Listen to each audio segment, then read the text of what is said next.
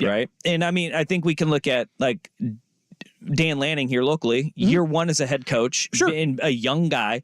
Year one to year two, you have to evolve and keep your identity. Like, he is ultra aggressive on fourth down, right? You keep that identity, but you have to evolve in your processes as to when you do that. And I think we've seen that even within this year, from October 14th to after they lost to UW. They evolved the way that they handled that aggressiveness. They still go for it on fourth down. They just lost. Yeah. There's a difference between that. And I think you can say, if you look across the NFL, I say this as a fan of a franchise that has not had a head coach since the first time John Gruden came through. Mm-hmm. If the personnel sucks and the coaching philosophy does not match, there's nothing you can do. There's no amount of years. Yeah.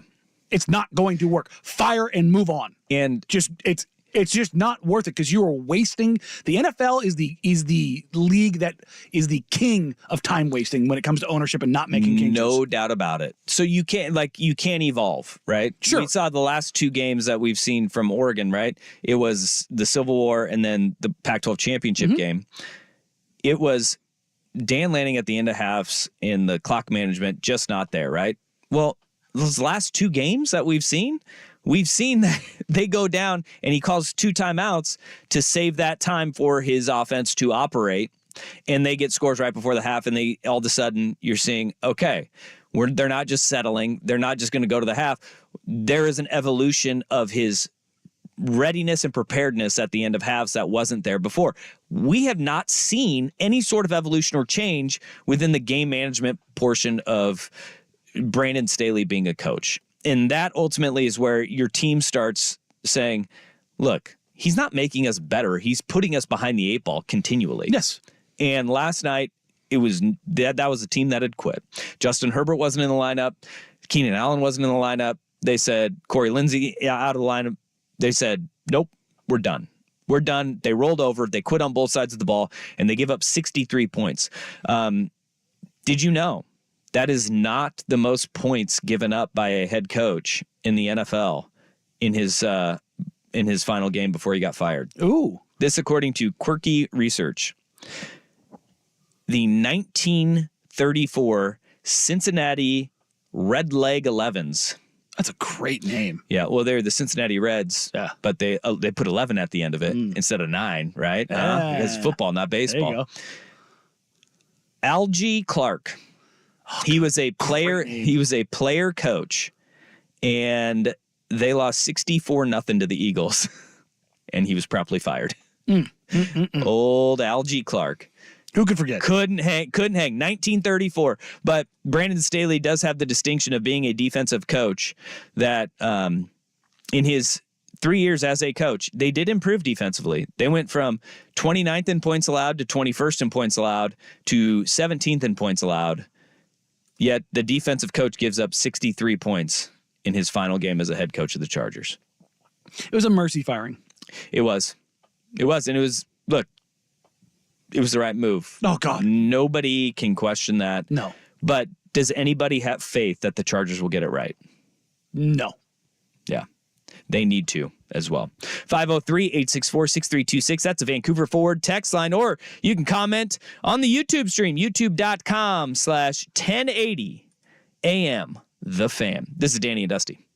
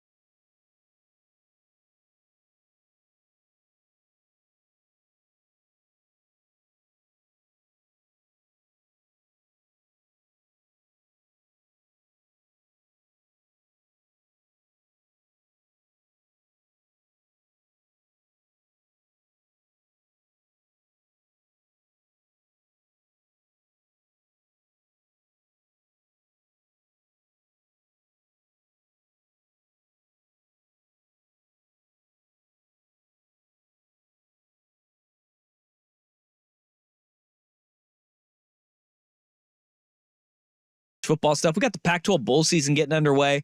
We'll discuss that a little bit in the Portland Trailblazers as well. But heading into bowl season, another big boost for the Oregon Ducks. Danny and Dusty on the Fan.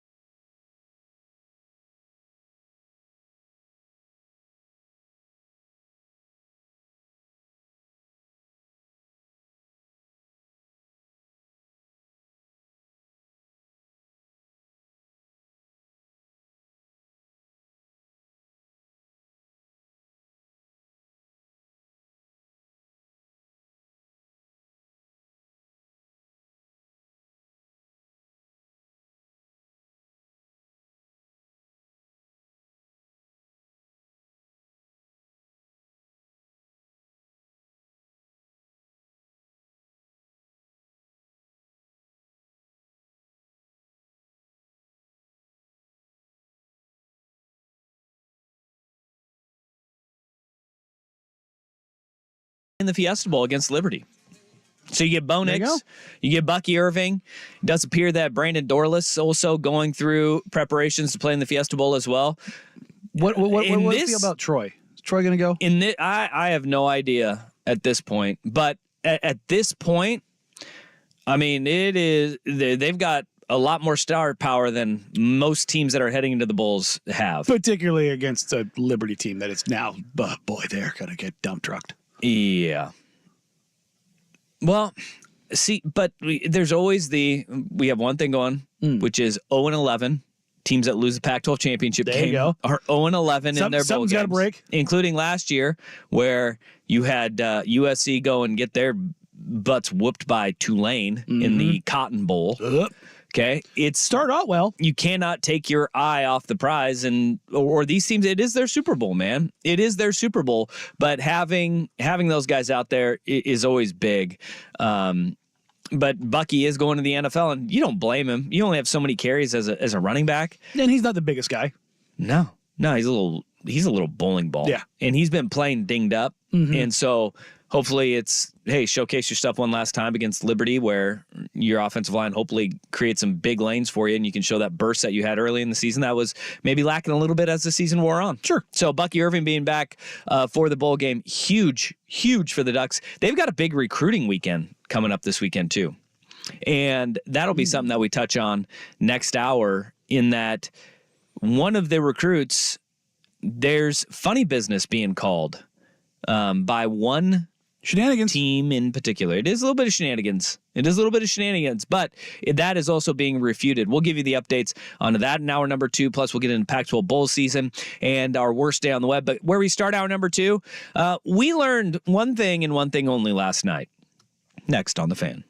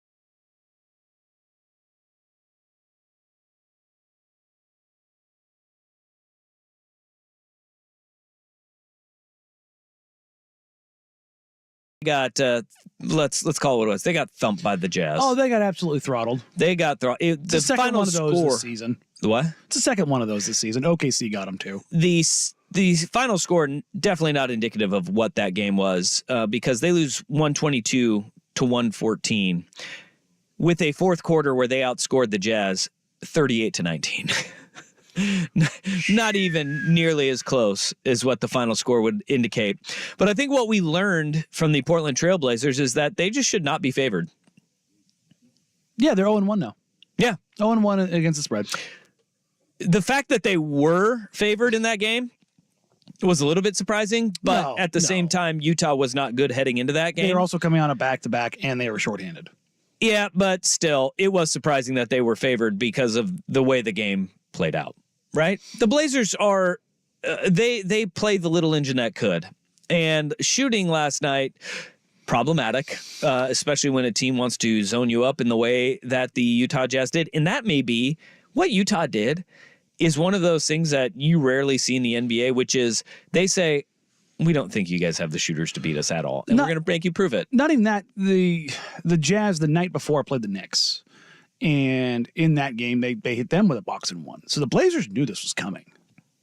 I talked to multiple players and coaches last night about that after the game, and they knew it was coming, and it shouldn't have been a surprise. And Ant, this isn't the first time he's seen this.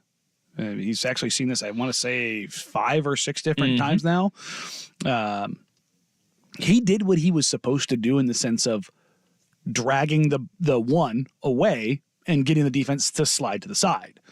The problem was nobody hit anything. Yeah. And when that happens, the Jazz go, we're not changing what we're doing. But there's a reason why you do it to the Knicks and the Blazers, which is they say, you don't have the shooters to beat us. And we're going to make you prove that you have the shooters to beat us. And when you're starting backcourt, or excuse me, your backcourt period, not just your starting backcourt, which they went again with Sharp, Simons, and then you could throw Thibault in there too.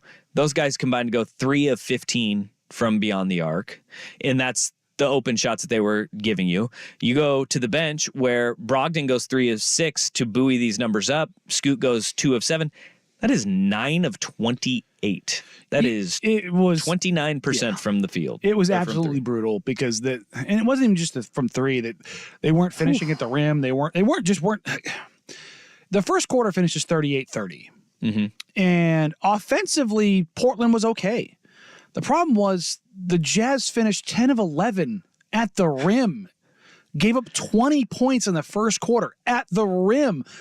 2 of them were and ones that were just thrown up at the rim. And it was one of those nights where the Blazers played poorly. Like, I don't want to make any bones about it. The Jazz were really good. And that is the surprising part about that is that this is your game where you get DeAndre Ayton back, right? Yep. And you get Ayton back to where it was expected that teams were going to be getting to the rim easily and they were going to have a great success at the rim because you didn't have your rim protector in. Because it wasn't just DeAndre Ayton, you were also missing Jeremy Grant. You still didn't have Jeremy Grant last night, but with Ayton you thought, hey, just the presence of the 7'1" monster who can protect the rim and is a rim protector, that would deter Utah. It did not. It did in a sense because he was stepping up and taking things away, and the Jazz were either hitting an obscene amount of floaters. But it didn't stop them. No, it didn't stop them. It didn't stop them one bit. And this is where I'm giving credit to the Jazz because the Jazz hit, I want to say 6 floaters in the first half that were, up in the sky, straight down stuff. They go above the backboard. And I went, this is incredible. I said to one of the guys sitting next to me, like, I don't think I've ever seen this many floaters go in, but I've never seen this many floaters go in this cleanly. Like, there was one that went probably 4 feet above the backboard that came down. I think it was from Sexton. The net didn't move. Like, it was just like, that was an incredible shot. And then there's one where Ayton stepped up and they just hit a little shovel pass underneath, and it goes to, I believe it was Walker Kessler or Kelly Olynyk, one of their whites. And just a quick little layup. And you're like, oh, even when you're step up, you're not getting the rotations on the backside. So they did a great job just bludgeoning Portland in the paint. After the game, I had the first question for the press conference, and I asked Chauncey Billups because I thought I was going to piss him off because they played so poorly, and I was like, well, I'll be the one to do it. And the question was just like, why did you guys basically have no idea of concept of what you were going to be able to do against that zone? I think before any of that, it was just defensively, we were horrible, and so what happens is a team that like this they're on makes, they're getting back into their zone. On misses, they go man. Well, you got to make a miss, because we knew that they would play boxing one on Ant. We knew they would go into their zone. They're so shorthanded. They did it the entire game last night almost. So we spent most of the morning talking about how we wanted to attack both of them, the zone and the boxing one, and talking about not being hesitant, when they run it. And that's exactly what happened for the most part. But, we're trying to establish ourselves as a defensive-first team, and I think it's been a couple of games, to be honest with you, when, we start getting some of our offensive players back. And then it looks so sweet and cute out there when we're making shots. But that's not who we are. That's not who we're trying to be. We're a defensive team. We got to get stops in order for us to play well. And I thought our starting unit, they got us off to a very poor start. Defensively, they were just blown up. He just kept going and going and going and going. And I was like, well, okay. Bodies were thrown under the bus last night. And I think kind of in a sense, rightfully so. But also on the coaching side of things, I was kind of surprised that they didn't have another answer for, hey, we're not hitting shots. Let's see if we can't put a little more action and stuff. And I know they're shorthanded. I know that there's a talent deficit. They're just not good. But neither are the Utah Jazz. Yeah. Simone Fontecchio went for 24 last night, 5 of 5 from 3. His career high is 26. He was. If he does this in the playoffs, he becomes Facu Campazzo. Yeah. Fontecchio's a perfectly killer. A fine little player, but like death. I said this last night. Death by Fontecchio sounds like something out of the Middle Ages. Yeah, it does. It sounds like something that kills you on the Oregon Trail. You died of Fontecchio. Dang straight. But the one thing is, and I think part of the reason why Chauncey was so pissed is simply this. This has been a team that has been competitive, with the exception of 2 games. The OKC game where they got slapped, and the Jazz game last night where they got slapped. Even in the opening night against the Clippers, they were in it for a while before the third quarter happened. Like, they were competitive for sure. Even against the 76ers, they were in it halfway into that third quarter before Embiid went for 18 in the quarter, and you went, that's an MVP. Don't have an answer for that. But other than that, they've been in games. They don't know how to close them. They don't know how to win them. But they've been not this, because the game last night and the OKC game, that's Pistons. That's Spurs. That's rollover. That's Wizards. That's a team that has lost their 5th game in a row and are starting to feel it right now. And that's the thing is you look at this, they've got 7 of their next 8 at home. They have 8 of 9 at home from starting last night. And they're going to get some games here because they basically go out on a 2-week road trip to start the year. See, in that right there, do we know that? I mean, honestly, because of all of the unknowns with this roster, with the talent deficiency that you said, with the fact that at some point you're going to be integrating Jeremy Grant back into the lineup, and it's not just going to be just smooth sailing all the way around. Do we know? Because look, we'll say it again. This season isn't all about wins and losses. It's about progress that you see and growth that you see. This is, as you pointed out, this only happened 2 times this year.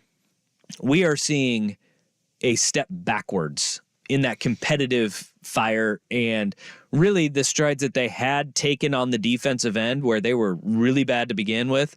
Then you started seeing them just kind of pluck away at it, get better and better. We took a big step backwards last night in what we saw of their, I don't want to call it the effort, but it was the effort on that side of the floor and the cohesiveness on that side of the floor. Chauncey Billups was asked about that as well. He didn't see it as a step back, as more as like a blip.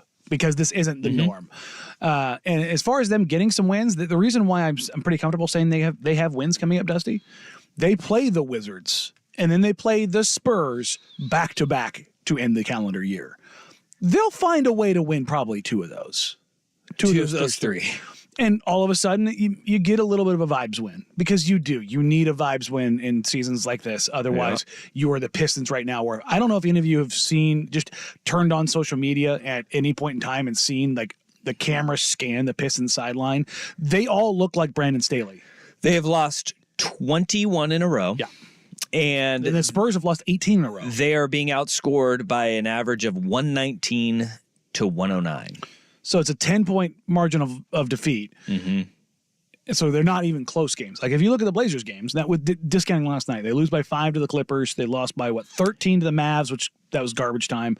They're losing by 7. 4 to the Warriors, 5 to the Jazz. Yeah. So like they've been in all of these games. They just, with the exception of last night, find a way to lose. Yeah, and this is again. Don't look at wins and losses. This is why I said they're going to win 24 games this year. Yeah.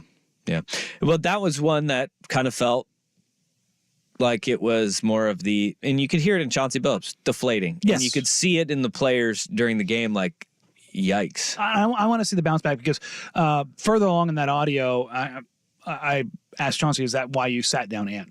He goes, "That's why I sat down everybody. I closed out the game with everybody else because I'm not going to watch that bleep." Like when I say Chauncey was on one last night, he was not happy. But I'm actually, that is refreshing to me after hearing a decade of, Terry Stotts is a great guy and he was known for a guy who protected his players endlessly. But that was always like no, call a spade a spade. Every now and then you got to do it. You have to be honest with what we're seeing. And even if you're a bad team or you're a good team, you can't lie to everybody and tell us that it wasn't something that we all saw with our own eyes. Yeah. So in that regard, at least we get a little bit of honesty there. Yeah. If you're looking for a silver lining in this, is that Scoot Henderson did have a career high in both points and assists. Sure. 23 points, 10 assists, gets his first double-double, and it's like, oh, it's garbage time. It's like, yeah, he's a rookie who's learning. And this is what you want to see. You want to.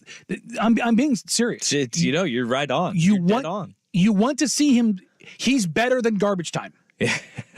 He's better than. And if you put him in garbage time, he's gonna fry dudes. He's better than garbage time. He's better than garbage time. But that means it means he is good enough. Yeah. And that he should be in a bench role. And that once he starts beating guys up on bench roles, then you can start talking about putting him back in the starting lineup. Oof. So this is the process, this is the steps. Like if you're looking for little things. Also, Tamani Kamara looked really good last night. Had a career high 18. I love Tamani Kamara. There you go. He's going to be a good one. He was out rebounding Kelly Olynyk, and I did some digging real quick. Olynyk is 6'10", 6'11". Mm-hmm. Tumani is 6'7". Tumani has a higher standing reach. Really? 8'11" to 8'10".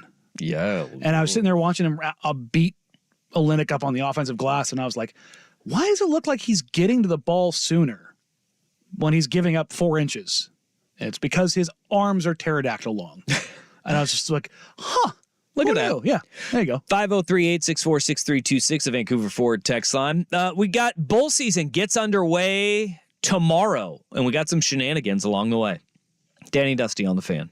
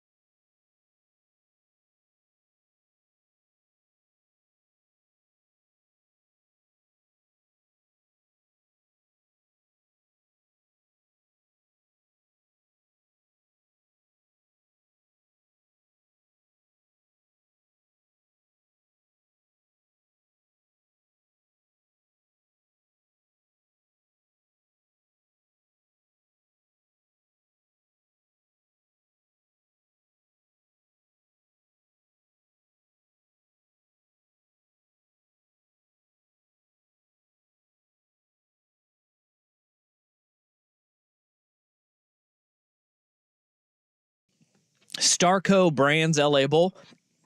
What's Starco? That sounds like an evil overlord company. Starco Brands? Like, that sounds like it's made up. What is Starco Brands? What do they do? Anybody? Yeah, they're like developing AI technology. They invent consumer products with behavior-changing technologies. Oh, that sounds terrifying. That doesn't sound... That sounds so like Candy Crush. That's what that sounds like to me, is like Starco. But they play in the LA Bowl, no longer the Jimmy Kimmel Bowl, RIP that, for 1 year. And then you have Cal taking on Texas Tech in the Independence Bowl in Shreveport, Louisiana. UCLA is favored because Boise State fired their coach and kind of got rid of everybody, and everybody's vacating for the portal. Here's a subsidiary of Starco. Yeah. Soylent. Oh, that's not terrifying at all. That is Soylent. What color Soylent? We going Soylent Green here? It's full on. It's meal replacement powders. Soylent Green is people. All right. Their logo is "Let us take it off your plate." Nope, I'm out. That's terrifying. What about Radiance Technologies that is sponsoring the Independence Bowl, where Texas Tech That is sounds like 3.5 point favorites over power Cal. company. It sounds like a power company. You said Radiance Technology? Radiance Technology. Yep. Tanning beds. No, Ooh, it's in Shreveport. It's a Shreveport, low-key dangerous city. Looks like it's a military. Military, huh? Yeah. There we go. Cool. You'll be able to track people. We provide intelligence analysis. Oh, this is literally my world. We provide intelligence analysis and warfighter support to the intelligence community and DoD to enable effective military operations and protect our territory from harms. All right. Yeah, they seem like they need a bowl game. I like your it. tax dollars at work. It's the quite Independence literally- Bowl. It's definitely your tax dollars at work. That's for sure. Did you see what Jaden Ott did on social media today? Because he pulled one over on the Big J journalists. Jaden Ott posted this video to his social media that said, "Thank you, Cal," with the heartbreak emoji. And this was what his video had in it. What's going on, Cal Nation? Got an important message to share with you all. I want to show my appreciation for having my back these past 2 years and making these 2 years a fun one. I want to say thank you to my coaches, Coach Wilcox, Coach E.T., and all the other guys who have poured into my development since I've been here. But with that being said, I'll be entering the transfer portal this upcoming season. And respect my decision, please.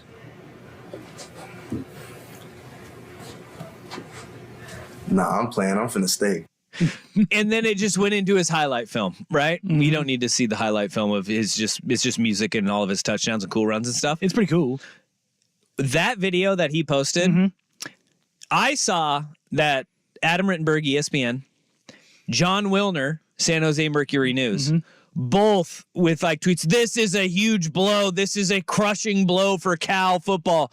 They didn't watch the video. Always watch the video, folks. They did not watch the video. Jaden Ott is a real life sicko. He is like an all-time, like, I feel like he and I could be friends because this is the kind of thing I would, if I had the power to do, I'd do it. It's solid, 100%. He gives the transport. Nah, I'm kidding. It's like, and then it's like around the NBA trade deadlines, putting out the eye emojis tweet. Watch me do cool stuff, and then boom. That video was fantastic because of the people that it got. Because look, in this race to first, I have to watch this. I actually watched the video and I was like, oh, he got them all. He got them all right when they posted it. So, one, always watch a video.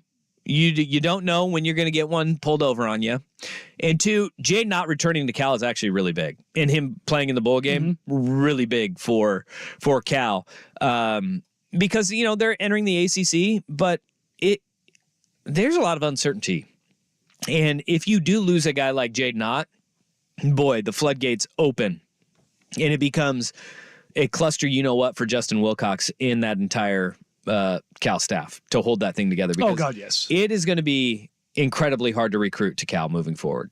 Cal and Stanford, not so much because it's incredibly hard to recruit there, period. Yeah. But Cal they're in for it, man. You got to convince kids that if you're on the West Coast, you only have a handful of games every year that your family's going to be able to come to and see you live, or they have to fly literally all across the country. Look, and this is the same for Oregon and Washington, UCLA and USC, except for at least there's 4 schools out west for the Big Ten.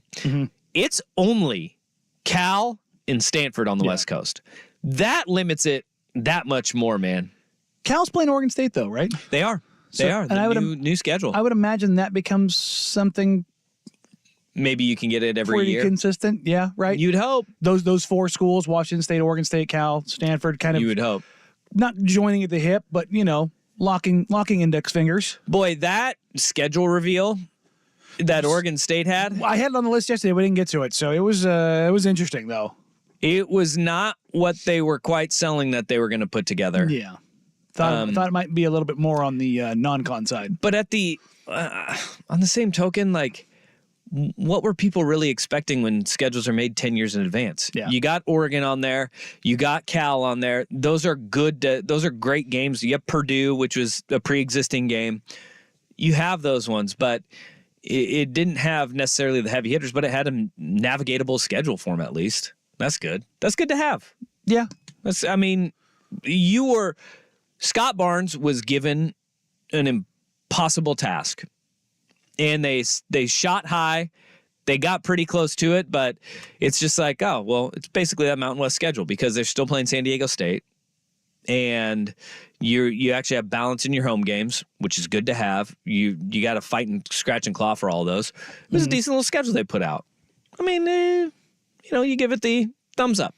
Thumbs up. It is a Mountain West schedule. They have 7 Mountain West games. Yeah, I mean, or 8 if you include Washington State too. Them's the breaks. That's what you're going to have to deal with moving forward. Yeah. That's Yeah. We do have 2 bowl games though. Shall we put together the bowl pick'ems for this program indeed. here? Jeff Rust, are you in?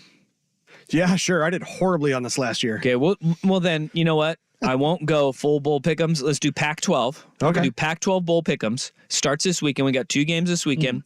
UCLA, Boise State, Texas Tech, and Cal. We get our picks in. Mustache bet for month of a mustache. Indeed. Does that work for everybody here? Yep. We're going month of, and this means no beard around it. That means for Rust and I, there's no beard. Loser has got just a caterpillar resting on his lip for a month. Final Final day of the show of that month. You have got the winner gets to shave the mustache into the design of his choosing. And we all know which way it's going. Oh, no. What? Charlie Chaplin. Oh God. But yeah. Oh God. Oh, boy. All right. Guess I won't be making any stops on my way in or out of work. Yeah. Better hope you don't get pulled over either. Don't want to stop for a bagel? Wow. Jeez. Okay. That is a hell of a stash. I mean, any if those latkes? are the parameters, we're going to do it. But it'll live in infamy on YouTube. Yep. That will be there, much like the Michael Jordan Haynes commercial. Yep. It will be on YouTube eventually. All right. R.I.P. All right. Are you guys ready to get your picks in? Or are we going against the spread or straight up? I'm going against the spread or straight up. What do you I guys think want let's to do? go straight up. Just go straight up? Yeah, Okay. I think we just go straight up. Okay. With all the different unknowns about, who's playing and who's not playing. And yeah. It's a man that doesn't want to have That is correct, sir. spoken like a true man who doesn't want a Hitler stash on the last day of the show. I don't want to be walking God, around the Danny. office going Sieg Heil. Well, what you need is Danny not to take first. You don't take last, but Danny can't take first. Oh, like you wouldn't do that to me.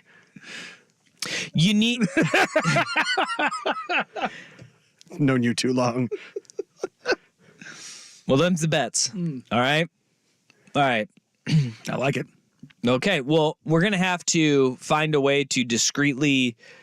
We have to enter our picks without the other 2 knowing, because then at the end of it, the worst thing that can happen is if we have somebody just preserving their victory, and so we have to have like a sealed envelope that we do this with. Okay. All right. All right. And maybe we just count them up. We count them up every week on Monday when we come back. Do we Because do most that, of or do we do it at the very end? these, ooh, Tally it all up. okay. Or do we want to know going into the final weekend?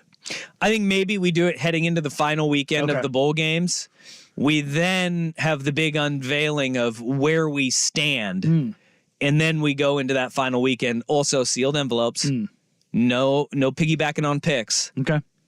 Because this is quite the shame punishment, because it is going to be 3 hours on the internet for the rest of your life. Yeah. Yeah. Have a little confidence, Russ. I have You zero. can just hear like it coming out of him. we're on this bet too. I have zero confidence in myself for this one. Like, second place is the place to be in this. Yeah. Obviously, winning it is the best. But then second place is where to be, because then you don't have any. You just get to sit it out. Yeah, like you're not gonna be the guy that shaves that into his face. Like, I'm not the a-hole here. Yeah, As far as you all know. you're just gonna laugh the whole Look, time. Yeah. if I'm the loser here, this will be the second time I've been shorn on media. I lost a bet on doing Outsiders, and they I thought you were going to tell me it's the second time you're going to have a Hitler stat. No, they shaved my head live on air, Okay, well, and they got to cut it how they wanted it. Yeah. So see, them's the breaks. yeah, Them's the breaks. All right, so we got that in place. The bet is here. indeed. Gosh, this is a gentleman's agreement here. There's no fudging your picks. All right, we need to have a third party where we submit all of our picks There to. you go.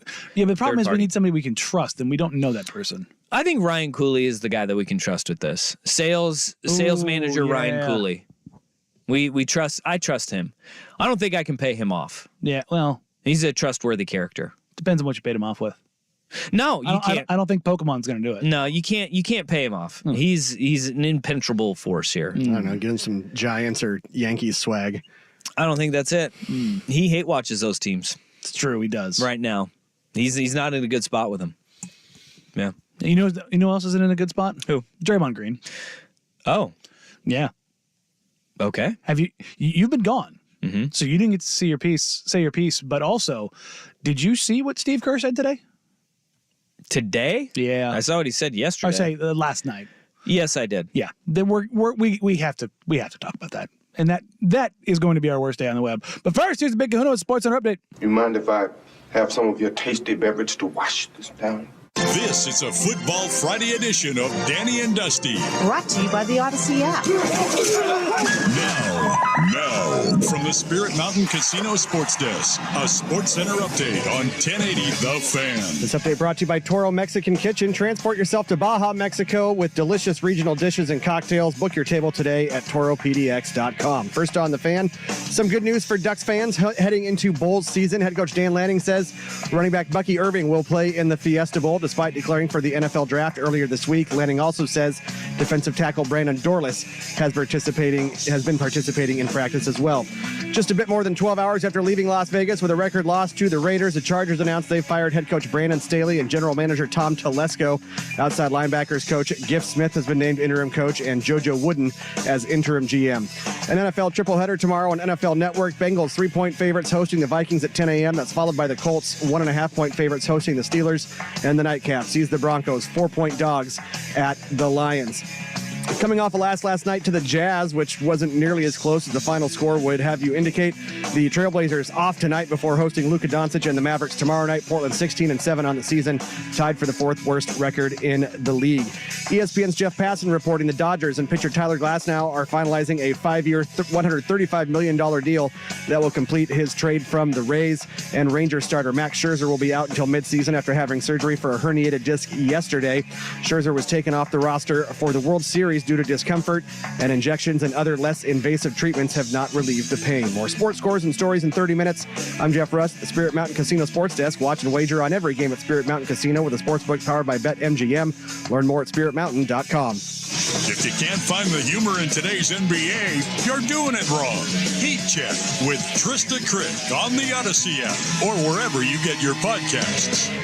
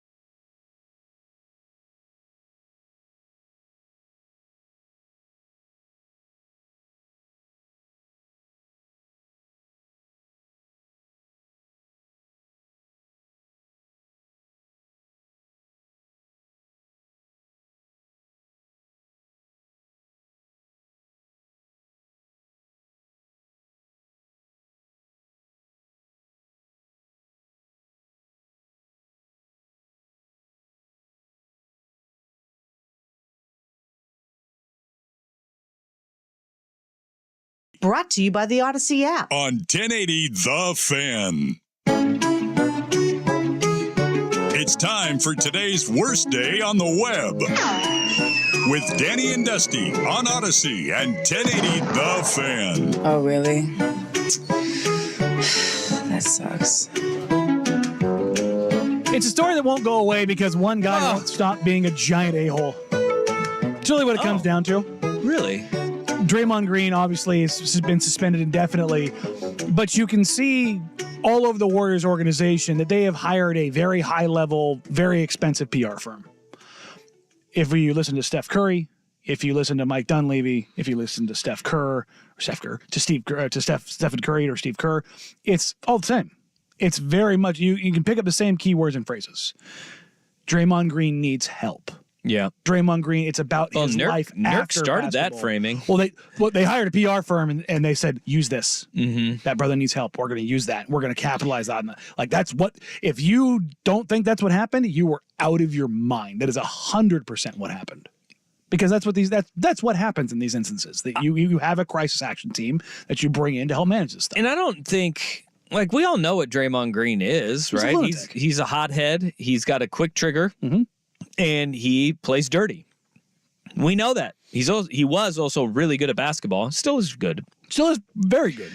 But at the same time, they're going through an identity crisis with the Golden State Warriors because Klay Thompson can't shoot anymore.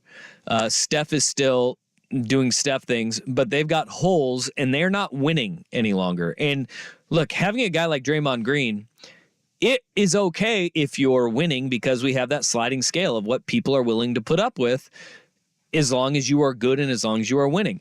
The indefinite suspension from Draymond, whatever, Rich Paul and his team said, hey, we want the indefinite suspension. Because they didn't want the number. No, you don't want the number. But we all know what that number is going to be. It's going to be 20, 30 games, yeah, right? 20, 25, 30. I think that's ultimately where they're saying. Are you guys really that sure about that? From what I've heard behind the scenes, everybody seems to think it's going to be. Because the league has not shown any teeth in any way, shape, or form leading up to this, and I have no reason to believe they will now. Well, they don't want to look like the bad guy. Oh. And right now, Draymond Green knows that he is a repeat offender. And when you have his team and you have like what Steve Kerr said yesterday is like, oh, he needs all to stop with all of this. Not now. He's being ridiculous. He said, in part of his comments, he said, Draymond's a guy who cares about his teammates. Really? Did he care about Jordan Poole when he knocked him out? And that's where a lot is. No, he doesn't care. From ESPN, this is from an article written up about the comments that have all been coming out of the Warriors. A source told ESPN that the Warriors lost all leverage in holding Green accountable when they failed to give him harsher punishment during last year's preseason altercation with Poole. By preseason altercation, they mean slumping a man. Knocking a man unconscious in front of his teammates up against the wall. Yeah. Now, call a spade a spade. Now, when you're winning, people and Warriors fans have done this and will continue to do it, is that they'll try to, and this is what every fan base does. It's not just Warrior fans. They just try to explain away the ills of one of yours because it's tribalism. It's your guy and you feel like your guy's being backed into a corner. At this point, nobody is on Draymond's side in this. No. Like what they're doing is saying, oh man, he needs all the help he can get. He needs to step away from the game. You didn't know that before? You didn't know that before this instance, before he swung at Nurk, and this isn't the most egregious thing that he's done. The Jordan Poole thing is the most egregious thing that he's done. It's the third or fourth most egregious thing he's done this year. It is, but people are done with it and people don't buy it. And I think here's the thing is that people aren't buying what Steve Kerr is saying anymore. And that is one where you're losing the public trust. When things go wrong, the outside will start turning on Kerr. They'll start turning on the Warriors, and that's when the fan base will follow in suit. And we talked about this when it first happened. The idea that Steve Kerr didn't see the incident or didn't see the replay yet when he got to the stand after the game, it's so disingenuous. And so is this. Yeah. Where was this concern when he knocked out a teammate? Where was this concern when he curb stomped a guy in the chest? Where was this concern when he kicked Steven Adams in the nuts? Where was this concern when he kicked LeBron James in the nuts? Where was this concern when he stacked up so many technical and flagrant fouls that he got suspended for a game in the NBA Finals in 2016? Knocked out a college kid in East Lansing at a bar. Yeah, Yes. they were so concerned that they, shipped the guy that he knocked out of town. And you know what's funny is the instance that has been covered the least in all of this that involved Draymond Green was Draymond Green getting knocked out by Tristan Thompson in a club. Oh, yeah. It's interesting, isn't it? Well, maybe that's what they need. It's a lot of what I'm thinking. Well, see, the thing is, it seems that as though outside of him kicking old Steven Adams square in the nuts, it seems like he goes after people that he knows will not come back at him. 100%. We were Because talking that's a lot what about that when bullies you do. were gone. Yeah. Bullies bully people that they know will not fight back. And they don't. They don't. And that's what he does. And Tristan Thompson, maybe you just need to have more games against Tristan Thompson. Where's he at now? Is he playing? I think he's back on the bench again for Cleveland. Well, hey, when do the Cavs play the Warriors? Let's go. Yeah, I know he did come up. I know he did sign a contract again, which was hilarious. Shout out Clutch. Jake the Hater comes in. Can we have some defense for Kerr in the sense that maybe he came from a different time of basketball? Like when Michael Jordan slumped him, Yes. right? But here's also, the thing. You have to be aware of the entire history of Draymond. And that is where they just are ignorance on this. They just put their head in the sand because it's worked for them in the past. It really has. Just like when Steve Kerr immediately after the game said, I haven't seen the replay of it. You saw the replay. You saw the of it. replay from every angle that you had available. We know that. In the arena. Yeah. You just had to look up. Yeah. And I'm sure you were because you were going through your head, are we going to have Draymond Green in the lineup anymore? Nope. Steve Kerr going full Republican on us. It was quite the heel turn by him, after what I've not read that tweet. his political views in the past. Yes. Right? They have changed quite a bit if that's the case. All of this to say is that the Warriors organization, they made this bed. And Yep. now They they're gotta going to sleep sleep in it. And Russ, what you're saying is, as far as like not knowing how long the suspension is going to go, two things. One, it was just kind of the same situation with John Morant. Remember, we all rolled our eyes at the first one. Yeah. Like, are you serious? Mm-hmm. And then the second one happened, and what did the league do? Yeah. Well, and that's They said 25. And it's you're also gone. concerning weapons. Yeah, but They announced an indefinite suspension for Kyrie Irving after how many other incidents, and Yeah. his are kind of weird and crazy, but that wound up being 8 games. John Morant is addicted to flashing his gun. And Draymond's last suspension was 5 games, and the league made sure to say, oh, and it's this severe because of all of your past actions. Yeah. So that's why I have zero confidence it will be anything more than 10 games. And to that point, I am waiting to see what happens on Christmas Day. The Warriors play on Christmas Day. If Draymond Green, you want to show me that you're serious about this? Limit one of your marquee franchises on Christmas Day. If he's not there on Christmas Day, I'll believe they're serious about actually dragging this punishment like through the totality of it. How many games have we got until then? That'd only be like a 5-game suspension. It's not that many. But the other part of this is Tim Kawakami of the Athletic, who's covered this team throughout the entirety of his tenure there. He's a supporter of Draymond Green. He said that he believes that Draymond Green will come back. He will offend again, and then he will be suspended for the rest of the season. Mm-hmm. And then the Warriors will basically be free from his salary, at least this year, and they will look to just dump him. Like he firmly believes that Draymond Green is cooked, that he is incapable of changing. Counting last not. night's game against the Clippers, if for some reason he does come back on Christmas Day, that would be a 6-game suspension. Which would be one more than the last suspension. And there's just no way they can do that. Like, here's the thing, is that I believe people can change. Draymond has had plenty of opportunities to do so. At least a half dozen. And has been enabled every single time to not change anything about him. So guys like that who have been enabled like that, I don't think he will have any want to change. And that's what makes me wonder, He may be cooked. does actually driving it home with a severe suspension cause some sort of change? Yeah, I don't know. And then you wonder if what he'll have left in the tank moving forward. We get to talk about that already because John Morant came up, and we'll talk about that here in the next hour. He had some comments as he returns from his 25-game suspension that made my eyes roll out of the back of their head. But first, there are shenanigans afoot, not only in the transfer portal, but among coaches ahead of the bowl season. We'll get to that next year in Danny and Dusty, 10 of the Fan.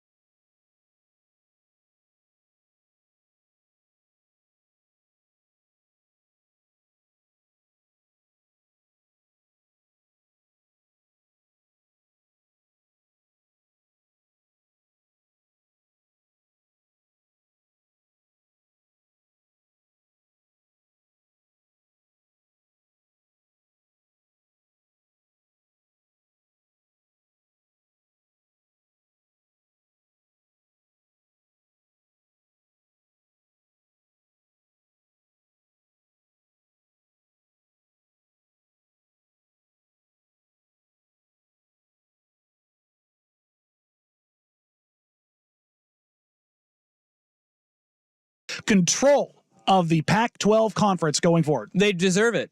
Yes. I mean, they do. When you look at what the other 10 did to USC and UCLA, They they set set the the precedent, man. They laid the playbook out in front of them. It screwed them all And now out of they're a lot like, of money. wait, we call takebacks on what we said. But we hate the guys from LA. Can we keep hating the guys from LA? Well, come on, huh? No. This is I'm happy that Oregon State and Washington State get this because They were left out in the cold. everybody else has got a stable future. Now, this is not good news if Oregon State and Washington State truly do for this year while everybody still is a member. And I do not believe that this will happen because everybody wants the spite play, right? And just to double birds, flip them off and say, screw you guys, we're keeping all of it this year because we can. Legally, they can. It's Right? theirs. They could do it if they wanted to, but you also have to understand there's far more at play because these university presidents, these athletic directors, even though they do put their universities at the forefront, it also makes it really hard when you burn that many bridges of the other university presidents and the other athletic departments.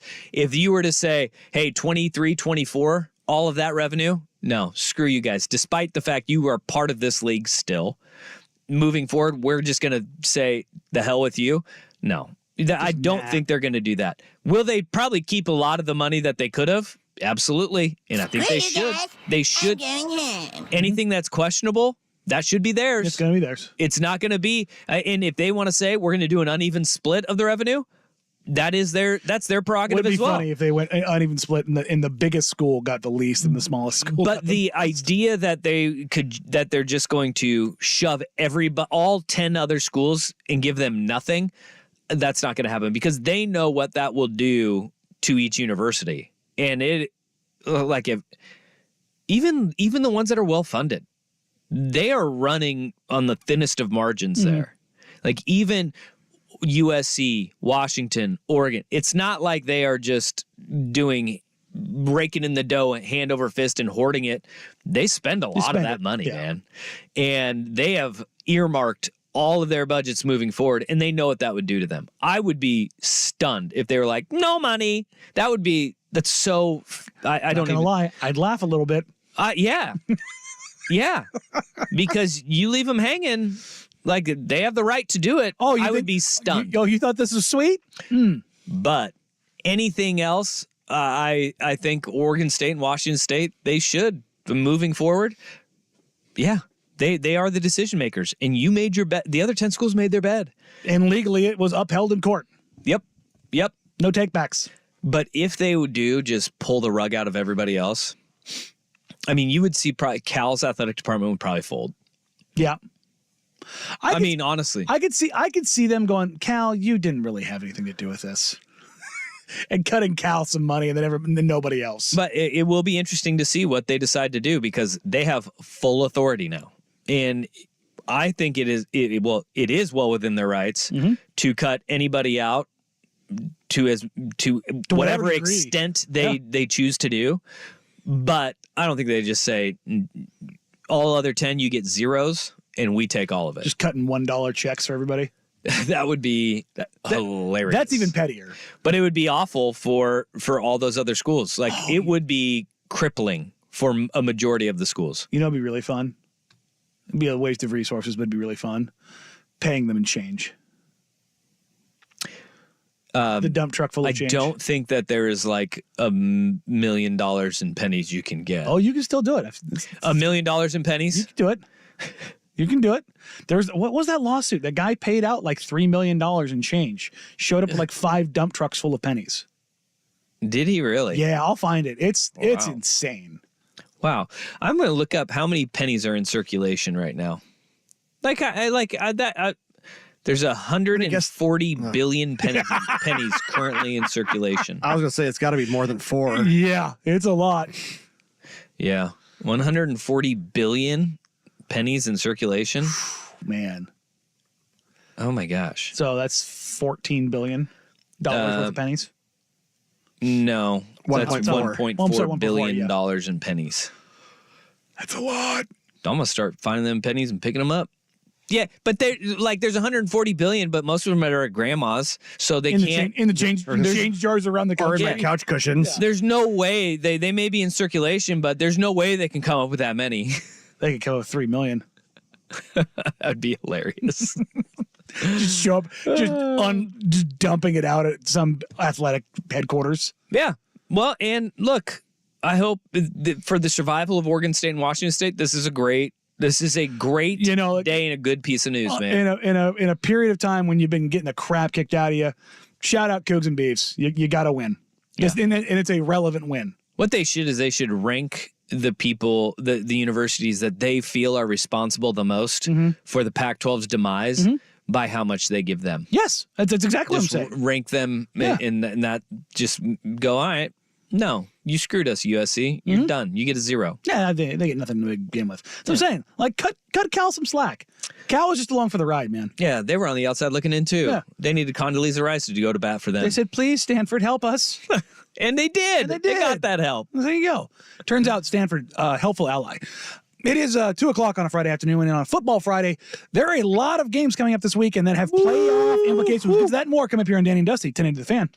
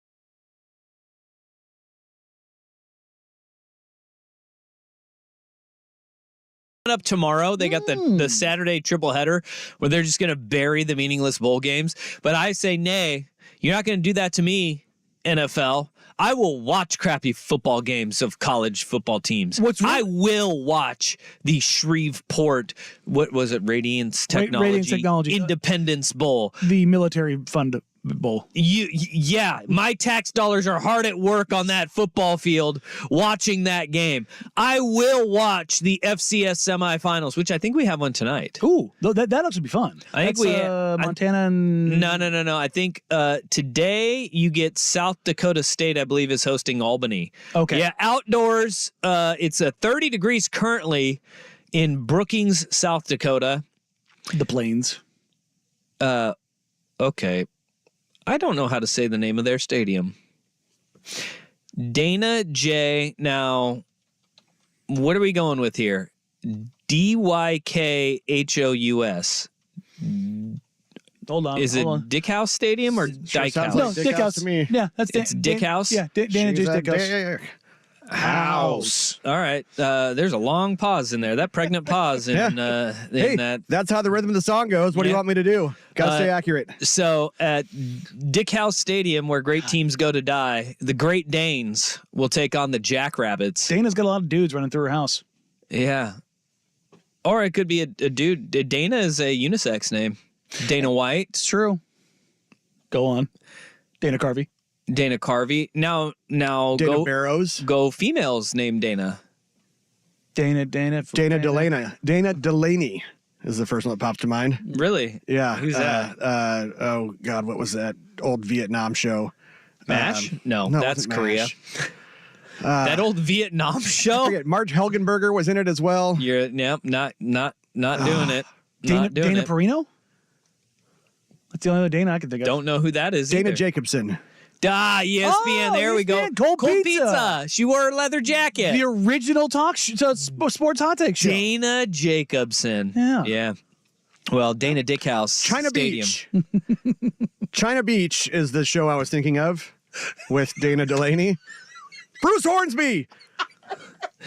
Not so funny anymore, is it, Rust? I had completely moved on. I had no idea what the hell you were talking about. All of a sudden it hit me. Isn't that a rewarding feeling? It is. It is. Yeah, I isn't can it? sleep now tonight. Yeah. Yeah. Yeah. China Beach. There's a weight lifted off of my shoulders. That is a entirely larger squirrel moment than I ever had. Yeah. I squirrel, but it's like there's a train of thought. Bruce Hornsby. That's who it is. China Beach. You know what's insane about that Bruce Hornsby clip? That was at the old building. Was it? Yeah.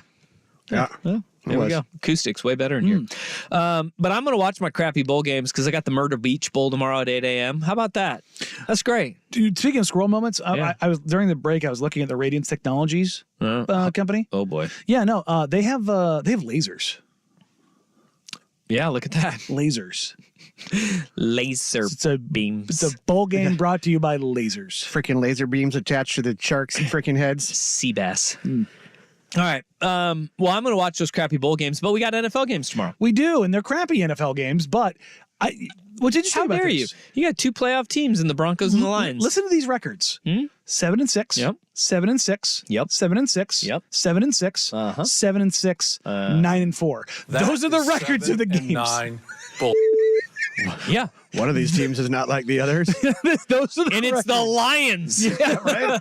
Who'd have seen that one coming? Yeah, you get Vikings Bengals 10 a.m. on NFL Network, followed by the Steelers and the Colts, and then Broncos at Lions.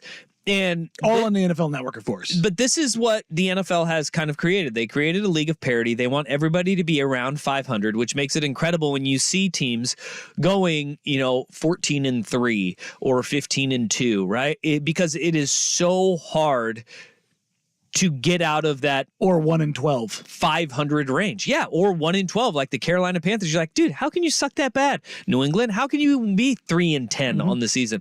Because Even the league Raiders are winning games. the league is built to be 500. And now we are, week 15, and you have a host of teams who are still alive in the playoffs, and their fan base is like, hey, there's fan bases right now that, like the Jets, for example, they're 5-8 right now. They're going, all right, And Rodgers looks like he legitimately might be coming back. All you have a bunch of Jets fans. You know, he practiced yesterday. You have a bunch of Jets fans, Danny, that are going, all we need is the Vikings to beat the Bengals, the Colts to beat the Steelers, the Lions to beat the Broncos And tomorrow. all of those things are more likely than not. And they're like, hey, we're closing that gap. We're closing that gap. They If do that those and things- win. They're a game back. Actually, they have the tiebreaker over, I think, a couple different teams, weirdly enough. And then you go, hey, and then we turn the page to Sunday. What if the Bears, who are playing good football right now, what if they beat the Browns? Browns don't have a quarterback. They take another loss. We're closing the gap. Excuse me. Yeah. Joe Flacco. Joe Flacco. Who could win as much as or make as much as $4 million?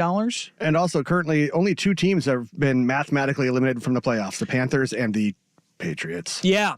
3-10. 3-10. That's why they're going to can the hoodie. But this is where you go, all right, the machine of the NFL, this is where it really starts churning. Because how many teams in the NBA we're at the same point we're December 15th all across this great land. And there are already half the teams in the NBA like, yeah, we'll pack it in for next year, baby. Hey, maybe next year it'll be better for us. Whereas in the NFL, you have 3/4 of the league are going, I can convince myself that we got a chance here. The Pistons and Spurs are both 15 games back. Yeah. I mean, 15 and 16 and a half. is there anybody in this city that thinks the Blazers are making the playoffs this year? Yes. Insanely. Yes. I mean, are there rational people? No. No. There are rational people that Not believe. wearing straight jackets in Yes. padded rooms. Yeah. It's not even you, Danny. You're like, this is not a playoff team, No. right?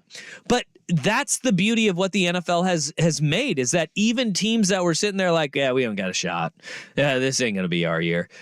All of a sudden, we're looking at it and they're like, hey, man, things break our way. Maybe we got it. And then, like, so that takes care of your Saturday. And on Sunday, man, that Cowboys-Bills game, I'm really excited for that. And I can't really tell you why, because Bills have given us plenty of reasons to not believe in them over the course of the year. But then they give you the surprise. They go and they beat Kansas City on the road. And now they get a Dallas team where the Cowboys are 10-3 this year. But their losses have been on the road to the Arizona Cardinals, on the road to the San Francisco 49ers, and on the road to the Philadelphia Eagles.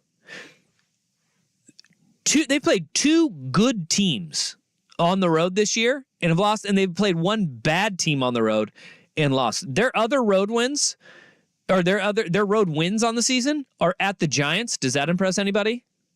No. Well, no, because Tommy DeVito wasn't playing yet. That's a great point. Thank you for bringing that up. Yeah. At the Chargers, I'll trust in Tommy Cutlets. does anybody think that it's a good win to beat the Chargers this year on the road? No, but if you do it at home, If you asked Brandon Staley, he'd say yes. That's right. At the Panthers, those are their 3 road wins. So we get to actually find out against a decent team, all right, is this Dallas team a team that can translate and win games on the road? Because they haven't so far this year. They've beat 3 really bad teams on the road, and they've lost to 2 good ones in an absolute abomination of a team in the Arizona Cardinals, who were with Josh Dobbs as their quarterback on the road. Like that game has a lot of intrigue because, look, I have said the Cowboys, I will not trust them until it's January and they win in a playoff game, right? oh God, yes. But they have played really balanced football over this last 5-game winning streak that they're on. And they've been really And we stinking can give them good. credit for that without saying that they're going to do anything more. Absolutely. And we'll get Because it's quite literally they have to earn it because we've seen this a half dozen times. you get that measuring stick. Yeah. You get that little bit of a measuring stick right here. And then Sunday Night Football, yeah, that's he did teeny measuring stick for the youtube.com/1080 AM The Fan. The size of Jeff Russ' mustache at the end of our bowl pick'ems. That's how far apart his fingers were. I didn't know where you were going to go there. I was like, yo, size of Jeff what? Russ, what? His mustache. Been listening to too much Sprague in the mornings, apparently. Very small. It's Mustache. like that big. Yep. Just Some might right even call it his nostrils. Some might even call it a micro. And then Sunday Night Not anything Football, I've ever heard before. Ravens go and take on the Jaguars. All of a sudden, this is a big game for Jacksonville. Yo, it's a massive game. They've lost 2 in a row.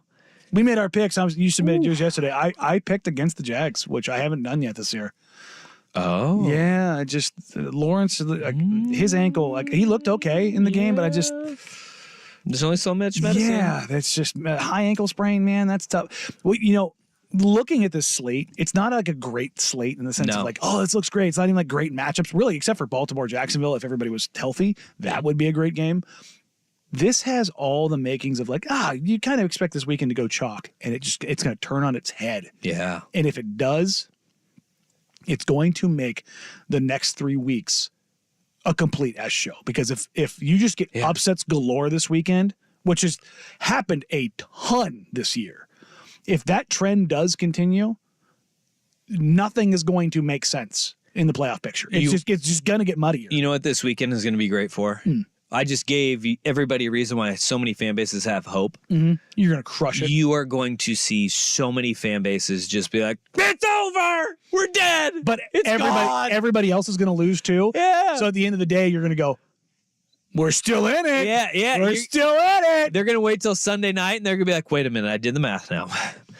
Jags lost. Yeah. That opens it back up. We're alive. I'm not kidding. No, that's the way it'll go. It has a ton of potential for that. Yeah. Speaking of a ton of potential, the transfer portal, not only a thing that the players are using, and it's some weird stuff, but also coaches ahead of bowl games. I want this just on the record here because I was told on the Vancouver Ford text line to Google Dana Delaney. This is for work purposes, okay? Okay. Just time mark that. Yep. No, 2:18 on a Friday afternoon on a football Friday, December 15th. There we go. Just in case IT checks anything. Whoa. Speaking of checking things, checking in on the transfer portal, both for players and coaches ahead of bowl season, and the shenanigans are afoot. Danny and Dusty, Tinny the Fan.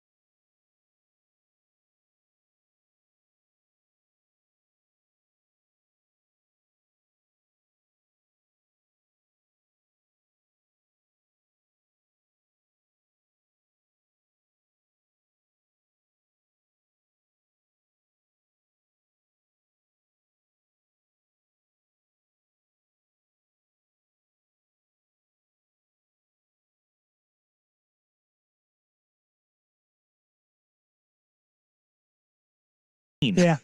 And that one win, Tom Brady in the play, the only win this century is Tom Brady in the playoffs. Remember when Matt LaFleur couldn't do math? Oh, God. Yeah. So maybe go in. Baker Mayfield's never won in Lambeau Field. I mean, it's 2-15. And Baker's 0-2. If you're a warm weather team playing in Green Bay, generally it sucks. In December, it's a non-starter. That's my degenerate nugget of the day. So, okay, we can move on to college And I football. took Tampa Bay because I just. Yeah, it's okay. Do it. Go with your gut. I know. I put it on the board like 4 times and took it off over and over again. I was going to take an over on another game instead, and I was just like, no. Yeah, that's my body said yes. Who do you trust more, Baker Mayfield or Jordan Love? And the answer is kick me in the giblets. Yeah, it was. I want to die. All right. Quick little news before we dive into this. It's all coming up orange and black today. Big news. Damian Martinez has been ruled eligible for the Sun Bowl. AD Scott Barnes says because the district attorney has declined to press charges for the incident that involved Damian Martinez, where he was cited for a DUI and marijuana, of course, found at the scene.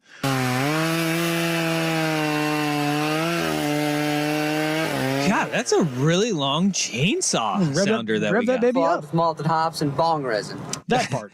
Oh, yeah. That sounds like how you get your degree to Oregon State. Well, they said they smelled marijuana. Juana. And maybe he used the Cliff Harris of We Smoked It All defense. Well, I mean, they smelled the marijuana, and it sounds like he did not pass the field sobriety test, which is why he was cited for the DUI. But regardless, look, this is why you have a district attorney that's in the district that your university is in. There we go. For being honest about this, let's just call a spade a spade. Well, and look, he was very certain, like the entire time. He's like, I didn't do anything wrong, and I like the fact that Trent Bray and Scott Barnes said, nope. Like, we're suspending him until we have resolution of this. And now, hey, no charges. The young man can go and play his football. There you go. So, Beavs, you get control of the conference and you get your guy back. So, hey, maybe you can land Malik Murphy this weekend. Yeah, Malik Murphy, the Texas quarterback who's in the portal, going to make a trip up to Corvallis. That could be huge for Trent Bray. Look, they need to bolster that quarterback room. They need to figure out what they're doing in that quarterback room. With Aiden Childs now officially at Michigan State, you've got, I think who else is in that quarterback room even moving forward? You've got Dom Montiel. Is he still in the quarterback room there? But he was a kid that was a walk-on. It is slim pickings in that quarterback room moving forward. Malik Murphy could go a long ways if you can. That'd be a massive win for the Beavs.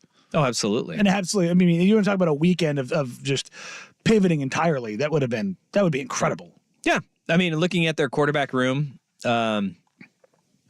you would have Throckmorton, Montiel, and then I guess you have Goldbranson still moving forward.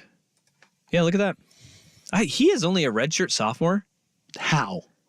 COVID. Never mind. Why do I ask these things? Well, yeah, it's the COVID year, but God, he seems like he's a million years old. Yeah, I say it feels like he's been around college football for a decade. That's wild. Also in college football news, the hiring happened right as we were getting off air yesterday.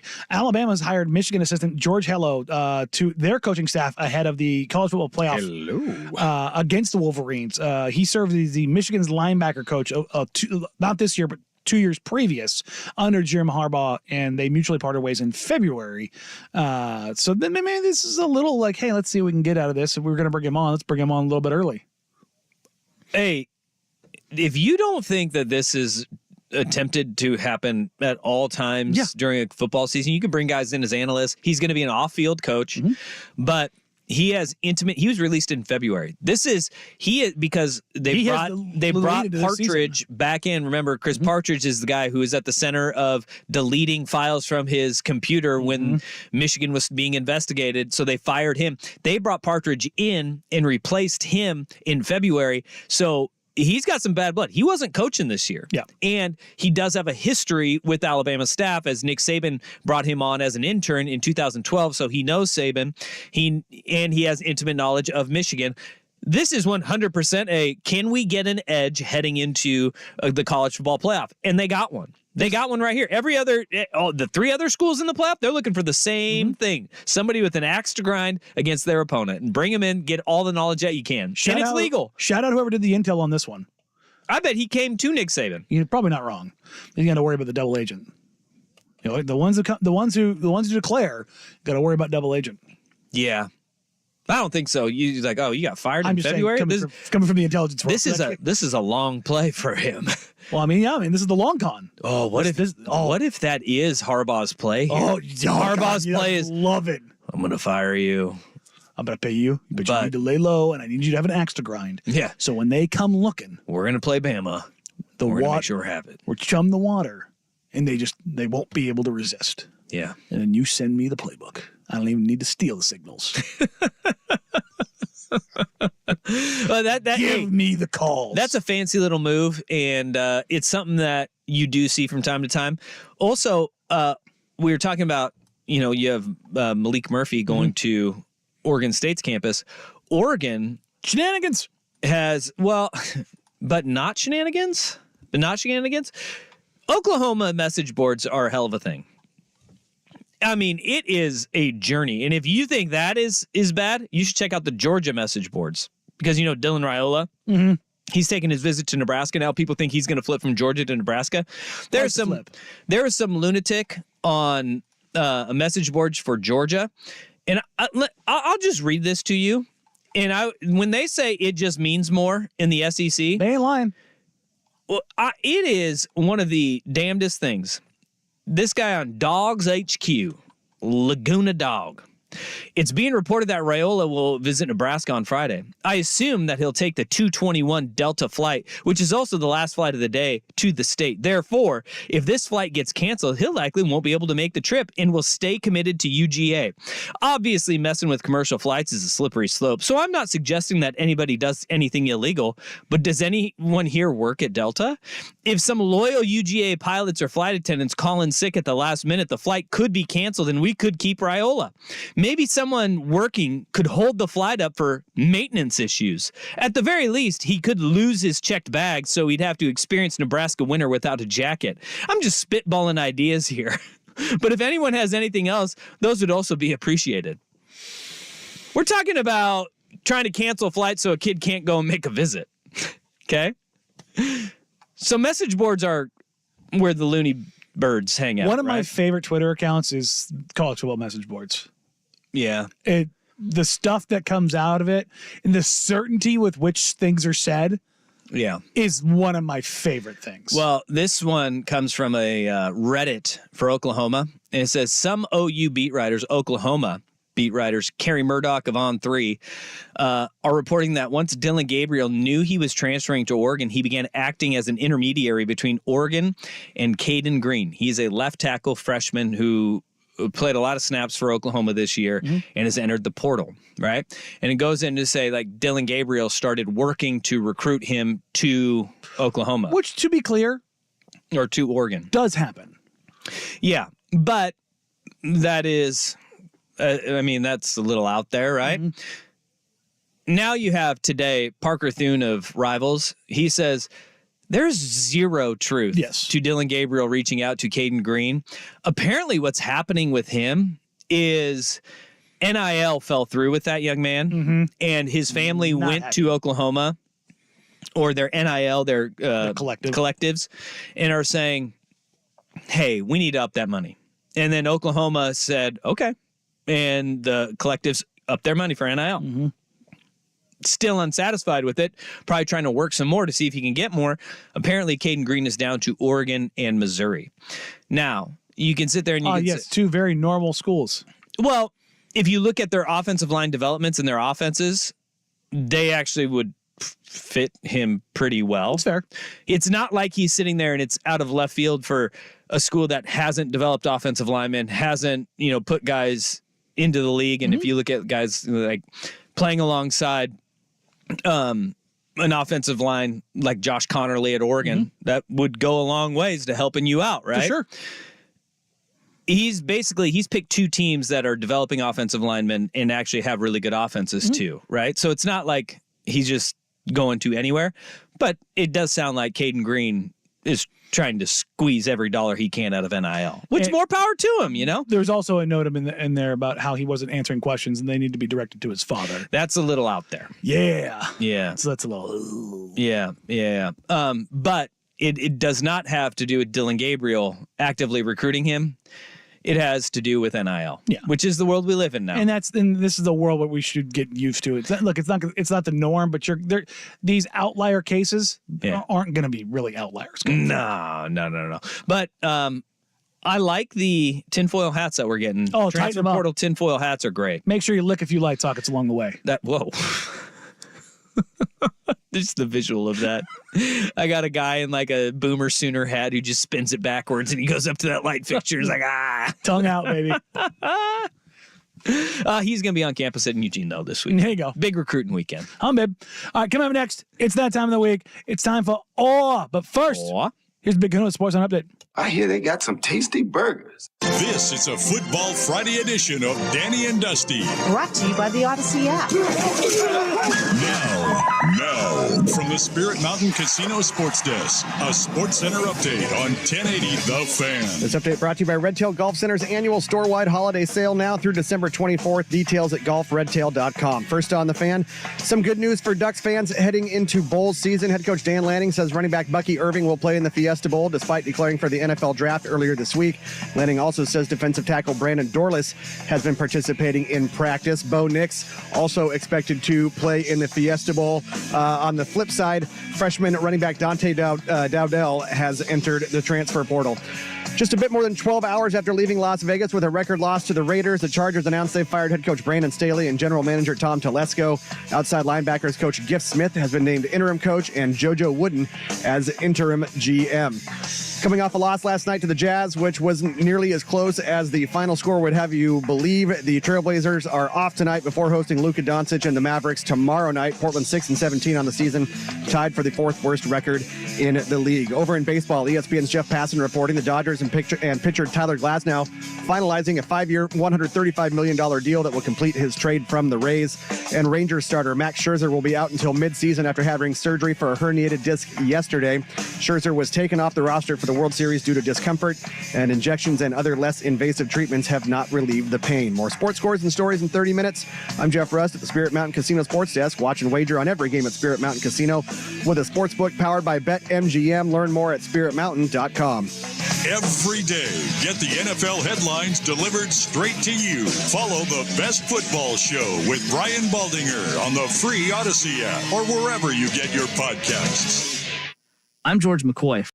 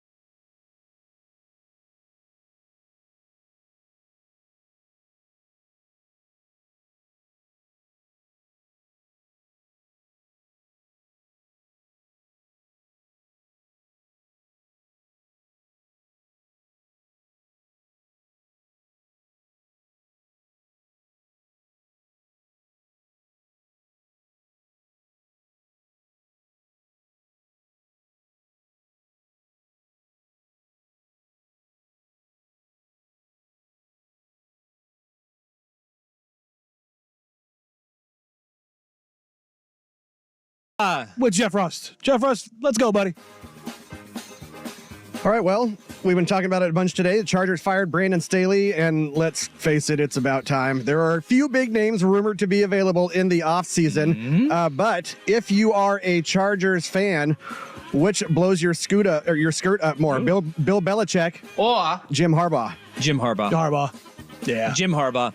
I think Jim Harbaugh blows my scoot and my skirt up a little bit more because he has a connection to the Chargers, played for the Chargers, was a San Diego guy through and through when his career got done, lived in San Diego, took over the University of San Diego, and the dude has done nothing but win everywhere he has gone, right? You got a guy who also does not have just a few more years left in his tank. He has got... That's your decade plus. You tie him with Justin Herbert, and you sit there and you say, all right, if we can put up with the character that is Jim Harbaugh, yeah, we'll do that. We'll stick it in the NFL here for a little bit. Cowboys and Eagles each sit at 10-3. Dallas currently owning the tiebreaker. The Cowboys finish the season at the Bills, and the Dolphins hosting the Lions, and then at the Commanders. The Eagles are at the Seahawks. They host the Giants and Cardinals, and then finish the regular season hosting the Giants. Who wins the NFC East? Dallas or Philadelphia? Fly, Eagles, fly. Even as broken as they've looked, their schedule is pathetic down the stretch. The Giants twice? Yeah, that's 2 wins. Cap. Yeah, you know where I'm going on this. Fly, Eagles, fly. But they don't look good, man. They do not. They're winning by default. That's what this is. They're winning by default. Well, yeah, and they kind of got worked the last 2 weeks. But you can get right. Teams go through lulls. The 49ers, also 10-3. They're the only team in the league that has clinched a playoff spot and currently the number 1 seed in the NFC. That is crazy. More teams have been eliminated than clinched. Yes. For this segment's sake, let's assume the 49ers face the better of the Eagles or Cowboys. Who represents the NFC in the Super Bowl? The 49ers or the winner of the NFC East? Niners, I feel like this is their year to get over the hump and not have some sort of crippling injury or stupidity nip them in the butt. I agree with that, but in the NFL, I'll take more chances. I have more chances with 2 teams than just one. So I'm going to go with the NFC East because you never know. They're a Brock Purdy injury away from being right where they were last year, which is close but not good enough. In the AFC, the Ravens, the current number 1 seed at 10-3. Dolphins are 9-4, winners of 3 of their last 4. The Chiefs are 8-5. They've lost 3 of their last 4. Assuming Baltimore makes the AFC Championship, who do you trust more against them, Miami or Kansas City? Oh boy, that's a good one, Jeff. That's what's good. Because what about the Dolphins has said, hey, we should trust them late in the year? Yeah. But also the Chiefs, especially if they have to go play at Baltimore, or if they have Tyreek Hill with a lingering ankle injury, what that changes. So I guess I'll go Kansas City. Yeah, I'm falling into Kansas City. I don't like either of these. Like if you're asking me to, my life depends on it. This is the Russian roulette of picks here. I guess I'm trusting Patrick Mahomes and Andy Reid. Yeah, I'll trust them. Man, also I'll trust their defense, even though. Look, Miami's defense they've played a lot better all season. They've been really consistent. That Monday night debacle, that was more of an aberration than anything else. They've allowed 15, 13, 13, 21, 17 in their last 6 weeks. Like that, they're not giving up a lot of points, man. And we'll head over to college for this one. Oregon head coach Dan Lanning says Bucky Irving and Brandon Dorlus are both participating in Fiesta Bowl practices. Bucky's committed to play.